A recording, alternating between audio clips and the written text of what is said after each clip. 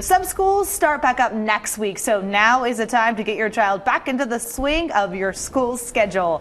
Dr. Paul Weber is a pediatrician with the Pediatric Group. He's live this morning talking about proper sleep. Good morning. Good morning. Now, doctor, this is something I'm sure a lot of parents and kids struggle with at times. Right. It's a big change from being in your summer routine where schedules don't have to be so tight to having to get up at a regular time each day for school in the fall. Yeah, and one of the first things you suggest parents do is set an earlier bedtime right now, even before school starts. Right. So most schools are starting in 2 weeks, so now's the time to gradually move that bedtime up so it's not a significant shock to the body when they have to get up at 2 or 3 hours earlier for school in some cases. Yeah, and let's talk about being realistic too.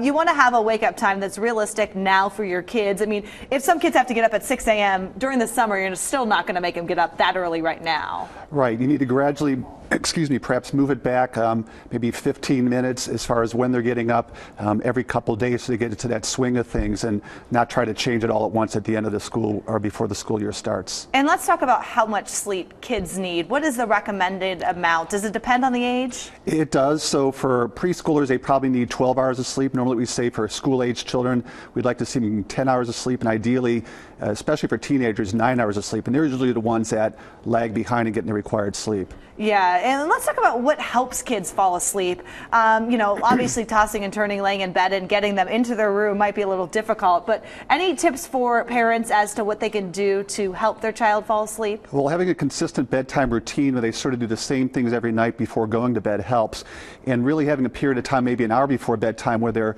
just sort of chilling out and relaxing. That means limiting TV, video games, even exercise. It's good if those things are done where they have a period about an hour or so just to cool down before trying to fall asleep. And you also talk about the 15 minutes. That could make a big difference in the end in terms of moving the sleep time up or back, right? Right.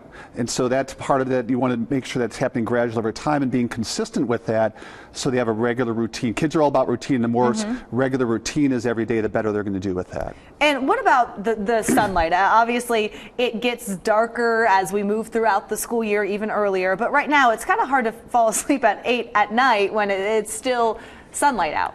Yeah, we do feel that darker is better, so many kids will need a nightlight, especially younger kids, but trying to make the room as dark as possible at bedtime to sort of maintain that setting is a nice thing to do as well, so pulling the shades down or closing the door. Yes, that would be important. Doctor, thanks for coming in and chatting with us about this. No problem, thank you. If you want some more information, we have it on our website on the back to school transition. Go to fox45now.com, click on Fox 45 in the morning.